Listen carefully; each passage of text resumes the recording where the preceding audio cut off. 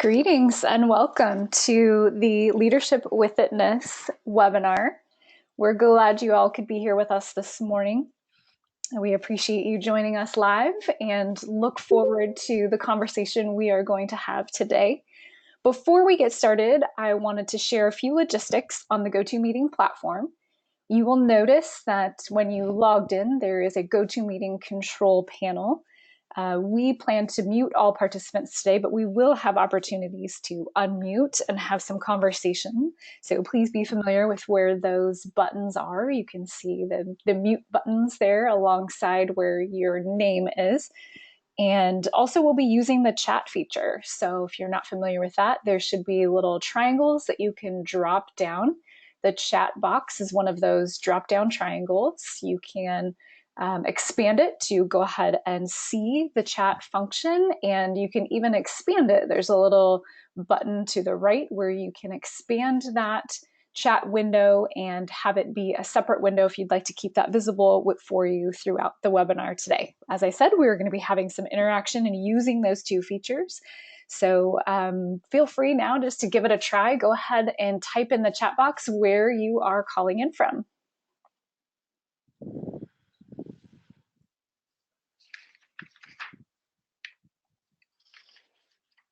All right, looks like we have Tom from Tempe. Hi, Tom.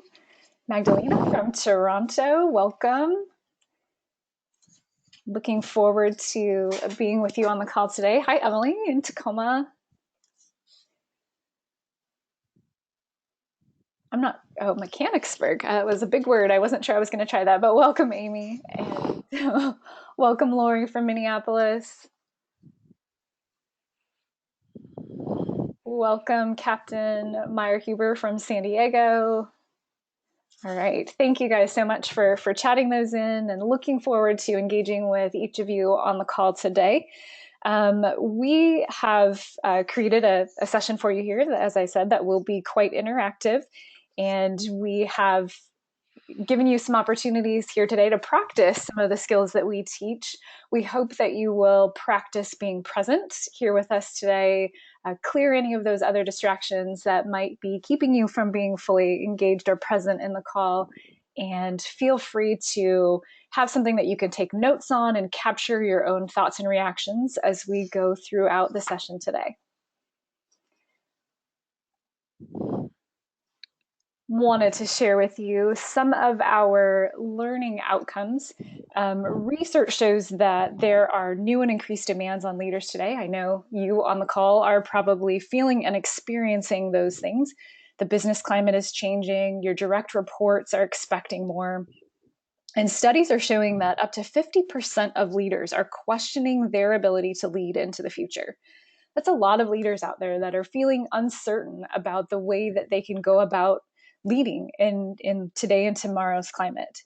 And there's no magic model that every leader can follow or emulate to improve their leadership. I know a lot of trainings and new models and different expectations come out for leaders.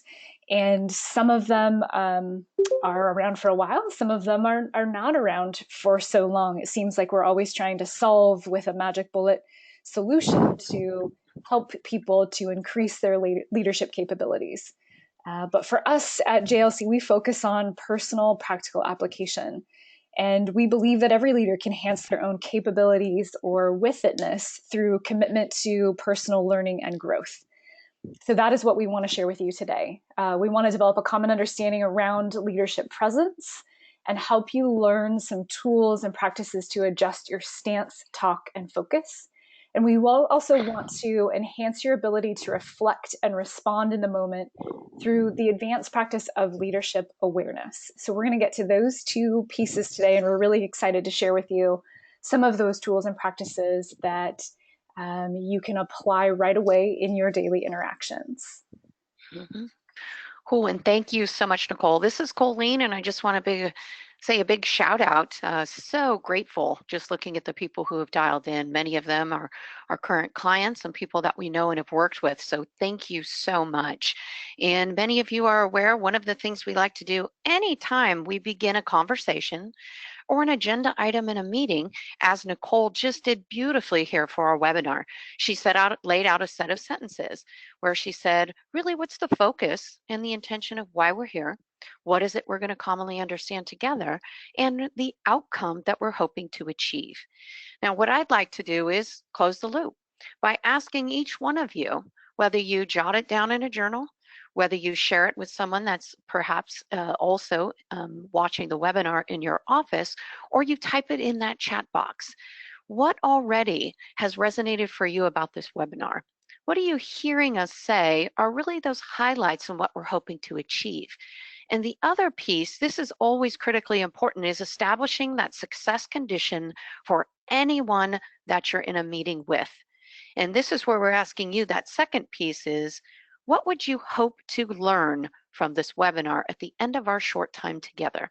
So I'm going to pause just for a moment, give you guys an opportunity to go ahead and type it in, or as Nicole mentioned at the top of the call, if you'd like to, we can unmute you guys and we would love to hear what you'd like to say. That will give both Nicole and I an opportunity to find out how can we customize this conversation as we roll forward. Nicole? Yeah, thank you, Colleen. Appreciate that. So as Colleen mentioned, yeah, feel free to go ahead and chat in now. What resonated for you about what we shared with you about this conversation that we're going to be having today? And what is something that you hope to gain from this webinar?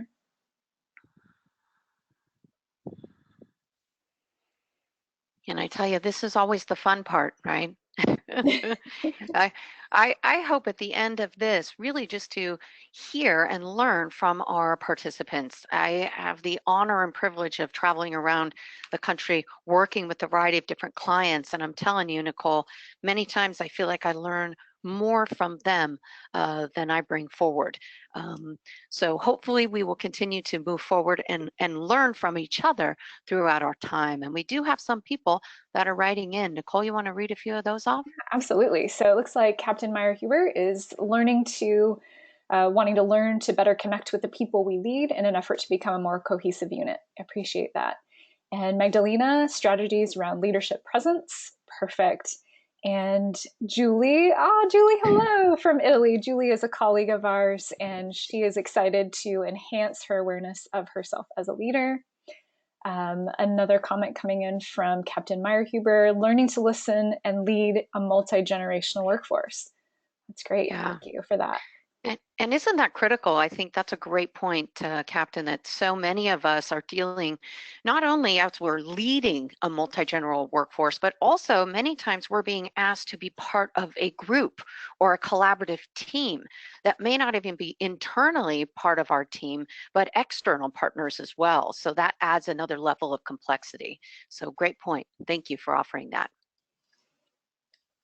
Yeah, agree. Oh, and Captain is sharing that comment was from George there in the room. Thanks for joining us together. That's wonderful to hear that you guys are working together there. Great.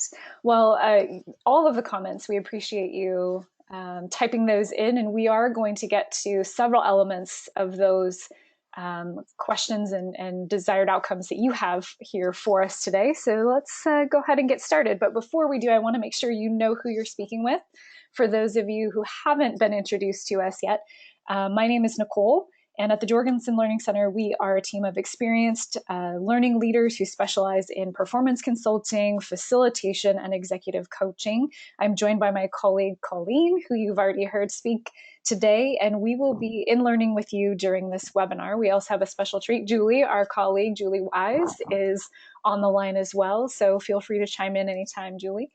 And I'm going to turn it over here to Colleen to tell you a little bit about our organization.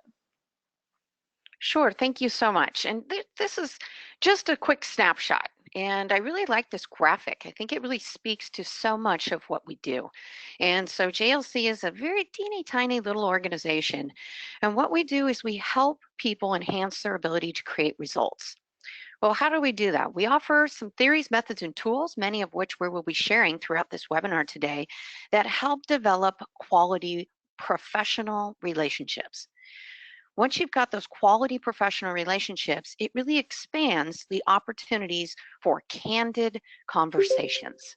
When you can speak freely and frankly what's on your heart and mind, it develops that psychological safety necessary for everyone else to truly get their voice in the room. And now we're really sharing and developing collective thinking. Once we're offering each other our collective thinking as well as our supervisors, I'm telling you, now we have enhanced our decision making and enhanced our ability to develop some courses of actions or some strategic plans in order to produce results. So all of this is connected. And Julie, my colleague in Italy, I'm saying this for you, and it folds onto each other. So as we go through, and you're looking at some of our concepts that we're offering, my invitation is to think about, where have you seen this before? Where are you currently noticing this? And what are some of the learnings you already have within you from some of the other leadership books, leadership courses that you've taken that really kind of wind together and really pull together to help enhance your leadership with-it-ness, which is our concept today, as well as your ability to produce results. Nicole, did you have anything else to add? No, Colleen, I think that's beautifully stated. The tenets that you see there on the screen are foundational for us here at JLC, and things that we incorporate, as Colleen mentioned, into all of our trainings and all of our learnings. That concept that the conversation is the relationship, that it is the natural way we learn, and that self-reflection produces personal change. And that's why you'll see so much of those elements weaved in throughout our conversation today.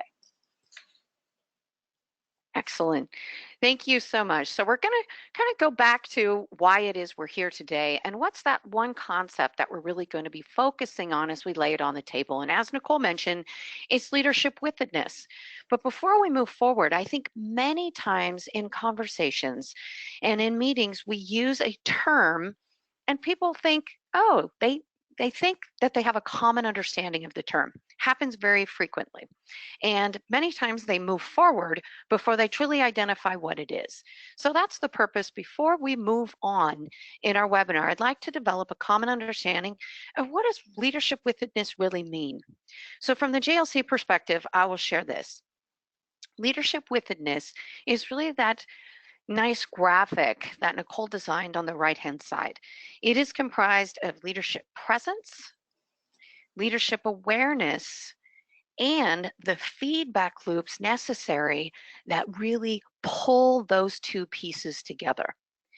And we'll give you just a little bit more of the leadership presence. And then, as I mentioned, we'll dive deeper moving forward. So leadership presence really, from our perspective, incorporates your talk, focus, and stance. Your talk meaning, what are the words you use and how are you using those? Focus, how are you focusing a conversation? How are you staying focused on what it is you're trying to achieve and what it is you're trying to accomplish? And stance, how are you showing up in those conversations? And I think that's a huge piece. And each one of these is critically important, and they really are interconnected and dependent. How about awareness, Nicole? You want to share something around awareness? Sure, yes. Leadership awareness is really the ability to be cognizant of our reactions, be cognizant of what is going on around us so that we can make really intentional actions and decisions so that we can be more intentional and to I'm cutting out here, Colleen, sorry. So that we can be more intentional about the results that we achieve. So it's creating that constant awareness of our own thoughts, our own reactions, and our own desired outcomes. Absolutely. And I think a big piece of awareness, we hear so much about that recently. It's almost reflecting upon those three elements about your leadership presence. How am I showing up in a conversation? What words am I choosing? How are they impacting the meeting? How are they impacting the conversation? And how are they landing on people? Are they helping us stay focused on what it is we're trying to achieve? And the other piece, as we talk about that leadership awareness, is how frequently am I pausing to check in with myself to see how are my words landing on others? And the other piece is, am I creating those feedback loops, even to pause to see from others, how am I doing? One of the things, in fact, our good friend, as we mentioned, Julie Wise, is overseas in Italy, and she is supporting currently Naval Hospital out there in Italy. And one of the things that we do as cultural consultants and looking at organizational culture is we really look to see where are those feedback loops consistently. And the feedback loops go from individual, how am I as an individual leader pausing to reflect on myself, right? Pausing to think about how am I doing and asking those around me for that feedback, A, and then B, where else do those opportunities live and exist for others to begin to think about how are they doing as well. So with that being said, let's go ahead and move forward. We've kind of laid out on the table. This is kind of our, from the JLC perspective, what's leadership with-it-ness? And we mentioned those three key components. It's leadership presence, which incorporates your talk, focus, and stance. That leadership awareness, that self-reflection piece, as well as creating those feedback loops, which are so critical and necessary for learning and improvements. We'd like to pause and give you guys an opportunity, and I'd love to hear from someone out there. So hopefully, Nicole, if you're still on, we can go ahead and unmute someone. We just want to close the loop here with these two provocations. What does leadership with-it-ness mean to you? And when have you demonstrated this in your conversations? So once again, we've got two questions out there. We'd love to either hear from you directly, we could get you live on the line, or read your response in the chat window.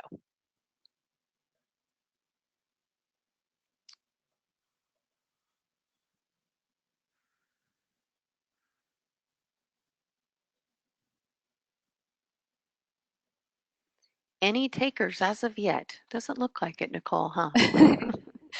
It's still early here on the West Coast. No, absolutely. Yeah, I agree. I agree. Yes. Well, excellent. Let's see. We've got some And comments coming in here. Andrew says it's the connectedness the leader has with the team. Absolutely. and that is so critical. And I think it's, it's that goes back to that self-awareness. Many times you can see with leaders, they feel connected to that team, and yet perhaps those other members of the team don't feel that same connectivity. So that leads back into the self-awareness. Yeah, absolutely. Julie's chimed in here. Look at that. Leadership with-it-ness means I am with the group, or I am speaking at the group. And what a great distinction. And it feels different, doesn't it, Nicole? When you're in a conversation, I've been led, I mean, goodness, in many different groups where my supervisor feels with me. They're enrolled and committed to our success as a team versus talking at someone where that's just one directional. Yes. Yes. And it requires work to be with the group. What I've found or observed when I've worked with leaders, the ones that come in and stand up and share all of their own content. They come in, they have an agenda, they have a message, and it's all about them delivering those specific pieces, are the leaders that have not processed through what it is that they really want to accomplish or achieve with that group. They've not done the work ahead of time that we're going to kind of lay out and describe for you all today, in order to be really with the group as they're sharing that conversation. Because you come in differently when you are prepared, when you have done the work ahead of time to be able to come in and be truly present and aware and connected to that group when you come in and have a conversation. Another comment coming in here: in my conversations, I ask many questions and pause to really listen to ensure that both parties are sharing similar understanding. Questions might include: when you genuinely listen to the answer to guide the conversation or key. Absolutely, that is so critical.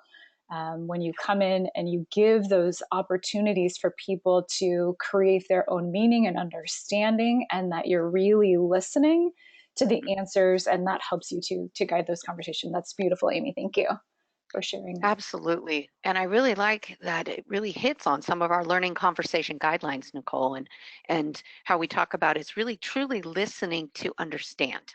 And it's pausing to ask those questions to create the space for someone else to respond. I think many times as leaders and in conversations, we're so focused on getting the information across versus, I love what you mentioned, Amy, this is about developing a common understanding of the information shared. Otherwise, how are we going to actually effectively execute on the information we're sharing? We say in JLC that dissemination of information is the capacity for effective action. It doesn't guarantee it. Unless I ensure that I'm developing a common understanding, which by the way, that's that pause, that's that true opportunity to go ahead and ensure we've got that common understanding. Because without that, it's very difficult to get aligned action. Absolutely. And another comment coming in here: when the team demonstrates an understanding of the vision or mission through an action or outcome. Yes, that's beautiful. That's the goal, right? Is to create that shared vision so everyone knows how they connect to the mission and they can take actions that are in alignment with that. So that's beautiful. Absolutely. Yeah. Hey, it looks like that we might have Latrice. I think she's unmuted. You want to see if we can get one person on before we move forward, Nicole? Absolutely. Let's see.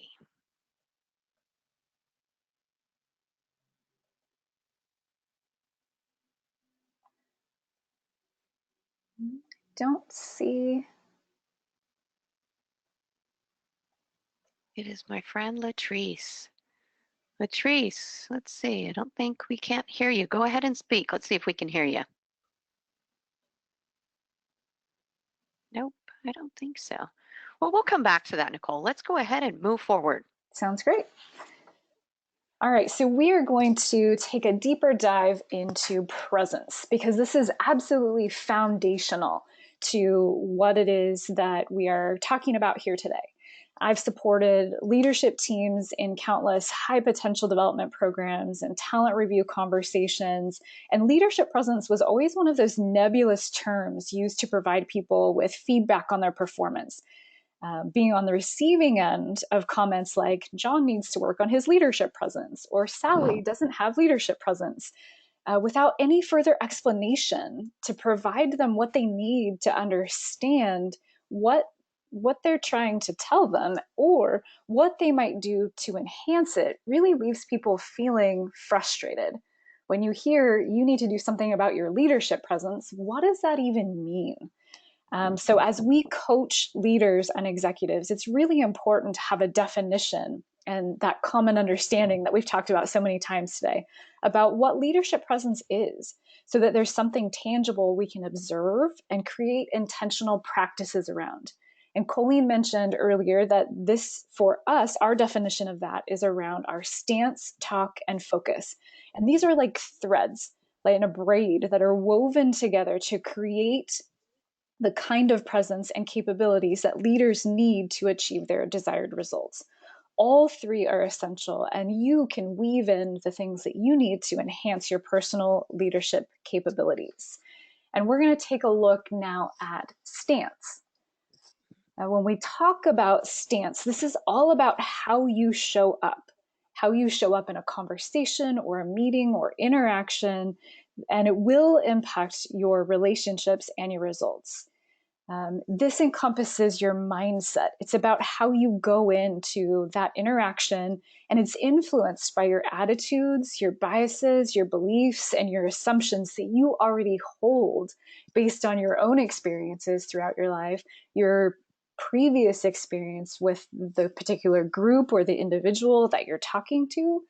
And it may change and shift throughout a conversation. Your stance can be very fluid and can be very different depending on the situation that you're in. You might adapt your stance based on if it's a formal or informal conversation. Whether the conversation is comfortable or uncomfortable is going to impact our stance going in. It may make a difference to your stance if you're going and talking to your peers or your direct reports or to your leaders. child and parent conversations have different dynamics, and our stance is often quite different in those spaces. And here we need to be really aware of how those internal things, those internal mindsets, are going to show up externally. So I think this graphic is so illustrative of how what will happens for us mentally will display physically. Sure, if you all have ever been in a meeting or led a conversation where you can just see the reactions in the room, whether that's crossed arms, whether that's lean back in chairs, whether it's someone falling asleep, whether it's people, you can see on their faces how they're reacting and when things shift. And that's an indicator for us that we might need to check our stance. So how am I showing up?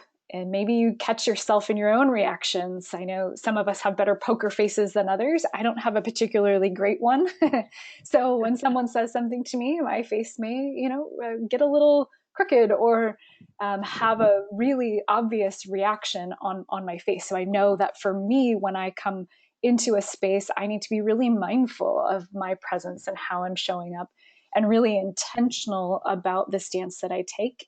And the work that I talked about earlier sometimes happens in this space where I need to check all of those, maybe the attitudes, the biases, beliefs, and assumptions that I have before I go into that conversation, so that I can show up in the way that I really want and intend to get the results that I want to achieve. Anything you want to add to that, Colleen? Sure, absolutely. Just that, these can be nonverbals as well. Mm-hmm. And they come across consciously or subconsciously. And I also really love the point that you made that these ebb and flow, right? So let me give you an example. If I am going into a performance conversation or a one-on-one or a facilitation, which has happened many times where I know that it's an emotionally charged conversation, I mentally, before I walk in the room, talk about my stance. How am I going to hold myself, right? And sometimes it is, am I going to keep my arms crossed? Am I going to keep them open? Because all of these things convey your thoughts and your thinking. So quick story. I'll go back to the kid part that you said. Many of you on the line I'm familiar with, and you probably also have teenagers. So I have a teenager, my big boy, his name is Cole. And when Cole was about, I'd say 15, that was when we entered our challenging time. And Cole, let's just say, disliked intensely Spanish. Okay. So he would come home and he'd be like, Mom, my Spanish teacher sucks. She is so bad. I can't believe it. She's teaching me nothing. I go, wow, honey, look at you. I go, is that how you show up when you're in your Spanish class? And his arms are crossed. He's got his karate, kind of knife hands going. His face is crunched up. I mean, he could just be standing there, and his body language, his actions, everything is just bleeding out that he hates this particular class and he hates this particular teacher.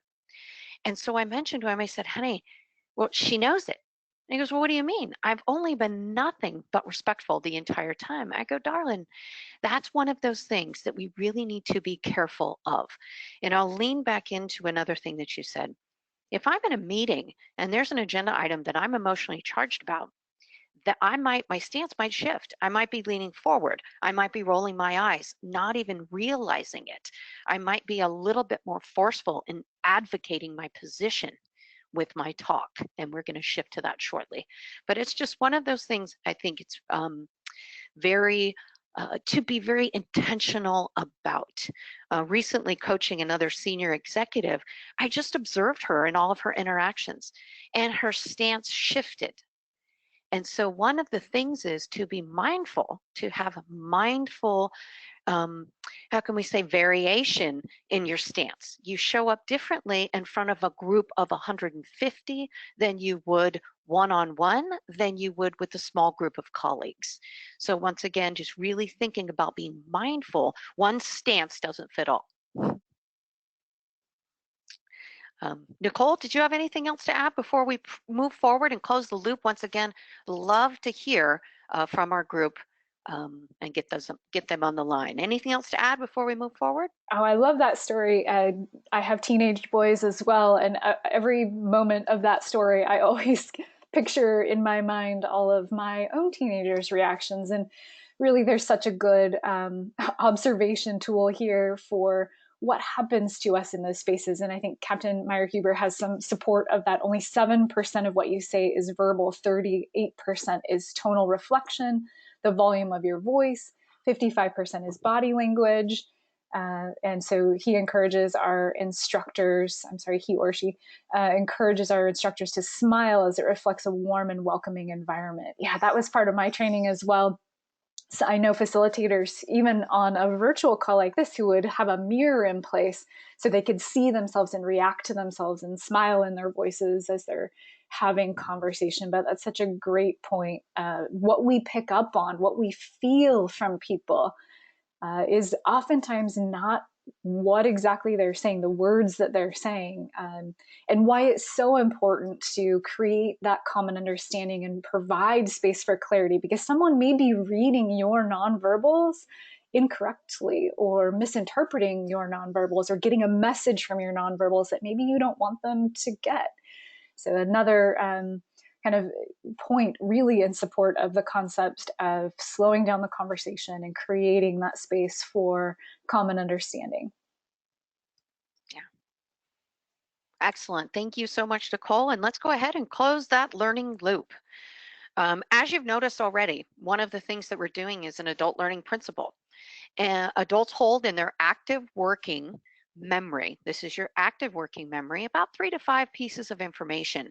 So you notice as we go along, we're offering up some content.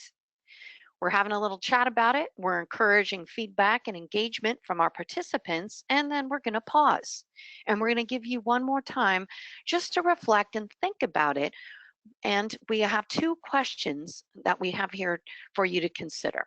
What does being aware of your stance look and feel like to you, and why is your stance important? And I want to thank Captain, and you're down in San Diego. It's a pleasure that you're on here. He's offered up one idea of why is stance important, and that's because 7% is verbal, right? And so much of what we say comes across on how we show up. And just to reiterate, this is how we show up physically, but it's also our mindset, as Nicole mentioned. How are we showing up, and what are we bringing forward in our attitudes, beliefs, biases, and assumptions? And how might that limit our ability to really be engaged and listen to the conversation? So just to pause, does anyone else have anything they'd like to offer before we move forward around being aware, and why is that critically important to be aware of your stance?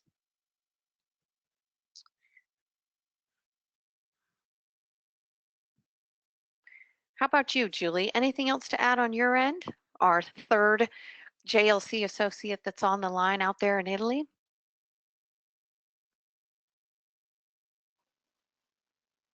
We do have a comment in here, taking a pause, taking that pause moment to reflect and do a mental check on the situation. Yes, that's so important. That skill of being able to be in a moment and recognize that you're having a reaction and reflect and do a mental check on the situation. We all have our own triggers or symptoms of when we're having an emotional reaction. And sometimes we don't realize it, but if we can learn to identify what those triggers are, like I know in my situation, I can start to get really warm, tend to run cold, but if I'm having a reaction to something, I will start to get really warm. I know when my kids are having reactions to things by little nonverbal things that they do with their hands. Julie says, my family will tell me I have a tone and I don't realize it. Yes, that's so true. It's not the words that we're saying, but how we're saying it that can sometimes make the difference. Amy says, it means being aware of more than my words. I do body scans of myself as I interact with others to ensure my words align with my body language. Oh, that's great. I love the idea of doing that scan of your body to make sure that it is in alignment with what you want to be saying or being seen. Loved the comment about pre-planning your mindset before the meeting. Yes, that's so important to kind of check those mindsets before you enter into a conversation so that you can be prepared for those reactions ahead of time. Yeah, especially around the holiday season, because we're all going to be around our family. And I will just offer this about myself. I have one of those ringtones, so I know who's calling. And I just have a special one for my mother.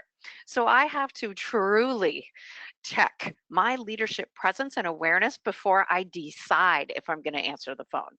Because many times your stance, right, your mindset also comes across in the phone as well. And we can roll forward into that second piece because I think that's a great segue. And that's really about your talk. And so the words you choose. And boy, people say it's not what you say, it's how you say it. Agreed. And yet, there are certain words and certain language that you can use that can be inclusive versus exclusive. You can use words that are defensive when you're in a conversation and someone's curious and they're asking you questions. One of the things that we say, defending is losing, right? Especially if I feel like someone else is perhaps judging. So when somebody feels defensive, how can I shift that and perhaps recognize that they're being curious, right? Another thing to recognize about talk is advocating versus inquiring. That's a huge piece. Are my words truly seeking to understand, or am I standing in judgment of an idea, of a person, or of a project, or of a decision? And one of the things that we talk about is as soon as you land into judgment space, boy, does it shift the talk and the stance of the entire conversation. Because now that person, and I'll bring back my son Cole, he says, Mom, sometimes you're putting up your conversational dupes, right? It's like I'm in a conversation and I'm bobbing and weaving and punching. And it feels like it is us versus them or two people against each other. And we talk about that as two people advocating their position, needing to be right. Anytime the talk gets into that space, oh, ladies and gentlemen, we are no longer listening. We are blinded by another person's perspective because we're so locked on to our own. And now I've got those knife hands up, and now my stance is shifted, and the feel of the conversation changes. I mean, just think about a time where you've been in a meeting and an agenda item comes up, and you know there are several people who are very passionate about it, one way or the other. And other people see it a little bit differently. And someone asks a question and they immediately go to defending their position, trying to get the other person to see it their way. My invitation to you, ladies and gentlemen, is anytime you feel that talk being judgmental and being really advocating and pushing one way of thinking, or someone trying to get you, buying in to this particular idea or concept, my invitation to you is to shift and to pause. Pause and say, hold on, well, how might we shift our language so we can inquire and understand this person's thinking? And talk looks like this. You know, Nicole, can you help me understand your thinking behind that statement? Can you help me what brought you to that conclusion? What led you to making that decision or following that course of action? This type of language is expansive leadership language that does a couple different things. Now, I may not agree with what Nicole happened to say, but I am seeking to surface her thinking and make it transparent so everyone else in the group can understand how did she come to that conclusion. Versus, oh my goodness, that'll never work. I can't believe you did that, right? Those are types of language that I've heard people say that really closes down the conversation. So my invitation to you once again is really to consider using that inclusive language that is curious, one that inquires, especially when you find yourself in those conversations where we are, right? We're negotiating, we are developing a collaborative solution. And that takes candid, frank talk, talk that is respectful, and talk that is open to other people's perspectives. Nicole, did you want to add anything in prior to moving forward to focus? Yeah, one of the things that I thought of as you were talking there, Colleen, is the idea of that expansive language. And we hear a lot these days about mindset and growth versus fixed mindset. So I would invite you to think about that language as well. So is the language that you're using and the tone in which you're saying the words in alignment with those growth mindsets and concepts versus those fixed? Are you speaking in terms of advocating for possibilities, or are you speaking in terms of advocating for limitations? So I would think about that as well as you're going into conversations, and how are you using language that's expansive and encouraging that growth, openness, learning, and possibility? Or are you using language that is fixed and shutting people down and focused on limitations? Just another one to add in there to that conversation.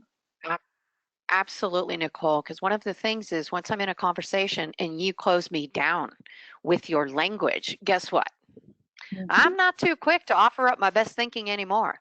I might just be sitting back watching you step into a minefield because I'm still pissed off from that last meeting where you shut me down or you made my thinking wrong. Yeah. And so once again, that impacts that psychological safety and that trust. So, can devastate it very quickly. Absolutely. Amy chimed in here and said, oftentimes we make assumptions about others' intentions as well. I'm always asking myself, is this reaction from my reality or a story I'm telling myself? Based on the work of Cy Wakeman, a drama researcher. Yeah, this is great. It helps you to respond less emotionally and from a curious stance. I love that. I Sure. always And keep, oh, go ahead, Colleen. yeah, sorry. Just wanted to also, Amy, let you know that another thing, and this will probably be a future webinar, also the ladder of inference. It is an incredible tool that actually helps you check in at the same type of thing. Is my reaction based upon the data I'm observing? Am I missing data? Is there something else? Am I coming to a conclusion that may or may not be true? So that's another great one to look into. It is a small tool called the Ladder of Inference by Chris Argyris. Back in 1968, he came up with this useful tool. Really appreciate it. Yeah, that's a great one. And I love the idea of really questioning ourselves so that we stay in that curiosity space and that learning space. I'm teaching my 15-year-old son to drive right now. And as we're driving around, it's interesting. Well, you're teaching them to drive, but then they want to comment on every element of your driving as you drive them around now. So that's wonderful. But one of the things that I like to practice with him is other drivers' reaction. So my reaction to someone, let's say, cutting me off in traffic, I have a choice about that. I can assume that this person is a jerk and that they intentionally cut me off and they're being dangerous, and I can get worked up about it, which isn't good for any driver. Or I have the choice to ask myself, why would a reasonable, rational person do this? And my son is always, if I ever make a comment about another driver, he's always quick to jump in and say, what if they're a new driver? Maybe they're a new driver. Maybe they're just learning. So it's good to have that come from that space of curiosity. So every time you're driving around now, I want you to just think about to yourself when you get frustrated with someone, why would a reasonable, rational person do this? Or what if they're a brand new driver? Good point. Yeah, very good. All right, so as we move into talking about focus, and we've talked a lot about focus already, as you can see, the stance, the talk, and focus, as we talked about before, they're all braided together. They're all very intertwined, and they're all interconnected in a way that allows them to be practiced simultaneously. As we're thinking about our presence, we need to be constantly reflecting on our stance, on our talk, and then coming back to our focus, which is really about the intentionality behind the conversation. So, how am I going to design a conversation that will achieve my desired outcomes and be focused on not just my own desired outcomes or agenda, but the common desired outcomes and agenda of all of the individuals that I'm interacting with. This is about how I focus my conversation and how I can shift that when I get distracted. So if I'm in the middle of a conversation, but I'm feeling distracted by something going on outside of that conversation, what am I able to do to clear and surface those obstacles so that I can keep my focus and attention where it needs to be? And also when I get distracted, like we talked about, with some of those emotional reactions, mine or others' emotional reactions that happen in conversations that may affect our stance, that may start to affect our talk and language. How do I get back to that focus? And I think it comes back to what we talked about earlier in those feedback loops. I need to have those feedback loops prepared ahead of time and in place so that I can keep my focus and attention back on those desired outcomes. Even when you're mid conversation, you may need to ask yourself the question, wait, what is it that I really want from this conversation? And refocus yourself so that you can come with the right stance, so that you can come back in with the right words to keep you on track. And we need to always be questioning ourselves about the focus that we want. When our focus shifts, as I said, our language and our stance might change. But what am I getting caught up or hung up on? Am I hung up on what I want or need to happen, or that need to be right that Colleen had mentioned earlier? And am I intentional about shifting back into where I really want this conversation to go, what I really want it to be in alignment with, what those desired outcomes are, and what those results are that I ultimately want to achieve from the conversation? And I think it's important to consider that we may railroad conversation if our focus is too narrow, if we're only focused on what we need to communicate or what we want to communicate, and not considering what that broader focus should be to have the common understanding. So that comes back to those intentions of the conversation. I've seen a lot of leaders come in and start meetings and hold conversations with a group where they are uber focused on their own agenda. They have their PowerPoint slides that they need to get through. They have the message that they need to deliver. And maybe that message is coming down from other levels of leadership.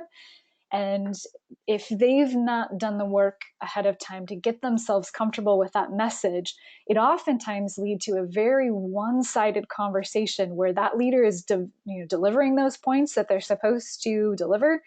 They've come in with that singular focus, and they give no opportunity for what they really want to accomplish, which might be to give their folks common understanding of those message points. They didn't allow any time or conversation for that. They delivered their messages and they were out. But that probably wasn't getting to what they ultimately wanted to accomplish. So we invite you to think about that when you think about your focus. This should be the focus, so creating clarity around what you want to share, but also those bigger intentions. What are those bigger objectives or goals or results that you want to have at the end of that conversation? So if you can have that in your mind, that will help you to influence your talk and your stance as you have any conversation.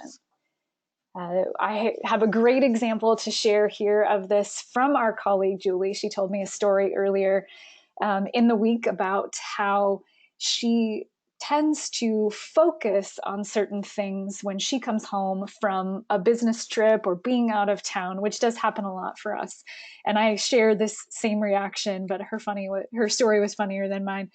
But her measure of success, what she would focus on was whether or not the dishes were done when she came home from a long trip. And oftentimes she comes home and the dishes are stacked up in the sink. And while her wonderful husband may have taken care of the kids, worked really hard in his own career, gone on road trips to get the kids where they needed to go, the measure of success for her, or what she focused on, was whether or not those dishes were done. And that is what she tended to look for as that success condition. And sometimes that wasn't met. And that could lead to some different kinds of stance and talk as she went into having conversations with her husband when she first got home. And sometimes that tone that she mentioned in her earlier chat box message comes out and immediately shuts down her partner, her husband, because they'd done so many wonderful things in her absence, but the only thing that she was focused on is whether or not those dishes were done. And she tries really hard to shift that focus now, to focus on what really was important to have had taken place when she was done, to be grateful and show gratitude for the things that were accomplished versus focusing on what wasn't done. So as we think about focus, what you focus on grows. So if you're focused on something, everything that someone has done wrong or ways that they have not met your expectations, I think that's what will grow for you. That's what you will see. That's what you will observe. And if we can focus instead on gratitude and what we want to accomplish, those things will grow as well. Anything Sure. further to add there on focus, Colleen? Sure. Yeah. Well, I'll just kind of wrap it all up as we kind of move forward and close the loop here. Um, I'll lean back into Julie because that I've had that happen to me as well. But I will say this, based upon the story that you shared, she has self-awareness that her focus was too laser, that her talk might have been too harsh, and that her stance might have come across too aggressive. Based upon that and the feedback loops that she had been given, I'm sure from her husband and her daughter, going, Jesus, Mom, what's going on, right? That she was like, wait a minute, let me self-assess. Let me think about this, because is my presence, my leadership, talk, focus, and stance getting me the results I'm looking to accomplish? This is what this is about, ladies and gentlemen. It is about that presence and the self-awareness and those feedback loops working together in a collaborative way to make each and every one of us more intentional and more effective in our leadership so we can produce the desired results we're looking to achieve. So with that being said, let's go ahead and just shift forward one slide, Nicole, and give you guys an opportunity to close the loop. Once again, we are talking about leadership withedness, and within that, we are modeling the JLC theories, methods, and tools, and one of which is called closing the learning loop. I mentioned earlier, we pulled in our active working memory 3 to 5 pieces of information. Anytime you are sharing information, whether it is in a one-on-one, whether it is an agenda item, or whether you're doing your own webinar, my invitation to you is to consider using this simple tool. This tool in itself helps develop a common understanding of the information and ensures the knowledge that we are sharing, this content, is being understood in the way intended so you can transfer it and apply it in your daily practice. So I'd like to open it up. We've got 2 provocations just to close the loop on that last chat that Nicole led us in. What does being aware of your talk and focus look and feel like to you? And why is that important? Why is that important? What's that look like? What's that feel like? And why is that important? We'd like to open it up. We'd love to hear from someone if we can get someone on the phone live, or we'll go ahead and read some of your responses in that chat box.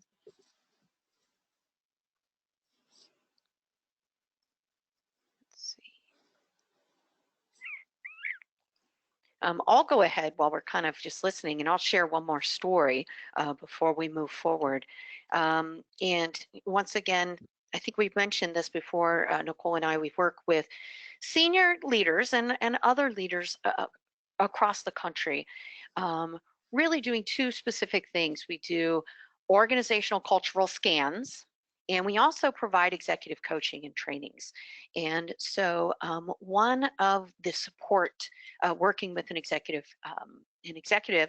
she had a big meeting, and they broke them into 4 small groups in which had a team leader. So there was a small facilitator in each group, and there may be 20 people in each of the groups. And I was just walking around supporting them in general. And the interesting thing that I noticed, there was one particular small group, their facilitator of that group I just watched her leadership presence. I noticed her stance was very aggressive. I noticed her talk. The language she used was very judgmental. You need to do it this way. This is the way it needs to be done. And I noticed the stance of the participants in the group. They were rolling their eyes. Their hands were crossed. Many of them had got up and walked away. And the focus continued to shift because now we had sidebar conversations going on, which impacted, right, the message that she was trying to share. Now, unlike in the earlier story with Julie, where she had that sense of awareness and recognized that, this facilitator did not. She continued to power through her 30-minute small group facilitation. And ladies and gentlemen, I got to tell you, I've supported over 3,000 meetings. This one was pretty painful because that awareness wasn't there. And finally, she never paused to get feedback either. So notice this self-awareness and this leadership-with-it-ness. We're developing our capacity of how can we be more effective leaders. But the other piece is you can really notice when you notice other leaders when perhaps their leadership-with-it-ness isn't very strong. Nicole, did we get anybody to respond, or did you want to go ahead and move forward? A question for you.